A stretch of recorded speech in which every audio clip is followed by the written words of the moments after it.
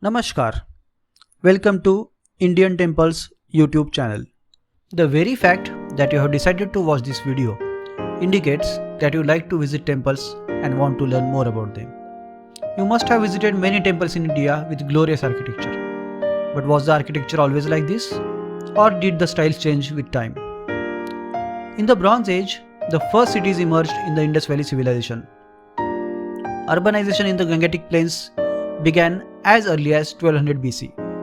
The temples in this period were probably built in wood and brick. That's why we don't find any evidences of any grand temple from this period. The Mauryan period is considered as the beginning of the classical period of Indian architecture. The Nagara style and the Dravidian architectural style developed in the early medieval period with the rise of Hindu revivalism.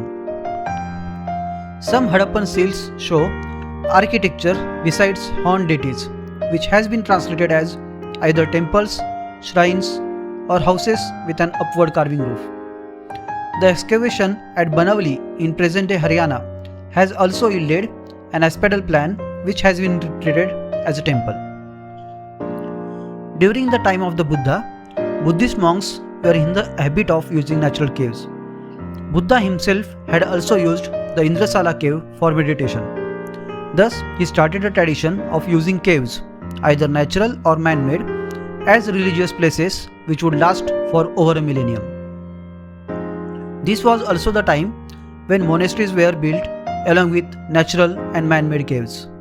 Among those, the first monasteries such as Jivakarma Vihara and Gositaram Monastery in the Rajgir and Kosambi respectively were built. These monasteries were built from the time of the Buddha, that is, in the 6th or 5th century BCE. The Buddha is also said to have been treated once in a monastery after having been injured by Devdatta. Religious buildings in the form of Buddhist stupa, a dome-shaped monument, started to be used in India as commemorative monuments associated with storing sacred relics of the Buddha. The relics of the Buddha were spread between 8 stupas in Rajgriha, Vaishali, Kapilavastu, Allakappa, Ramnagara, Pava, Kushinagar, and Vetapita. The Pipravaha stupa also seems to have been one of the first to be built. The next wave of building appears with the start of classical period and the rise of the Mauryan Empire.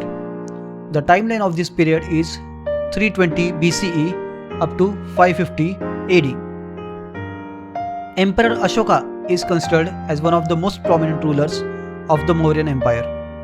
He built pillars of Ashoka throughout his reign, generally next to Buddhist stupas.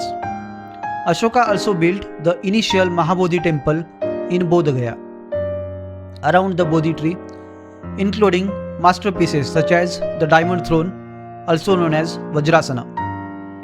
Around the same time, rock-cut architecture began to develop, starting with the already highly sophisticated and state-sponsored Barabar caves in Bihar.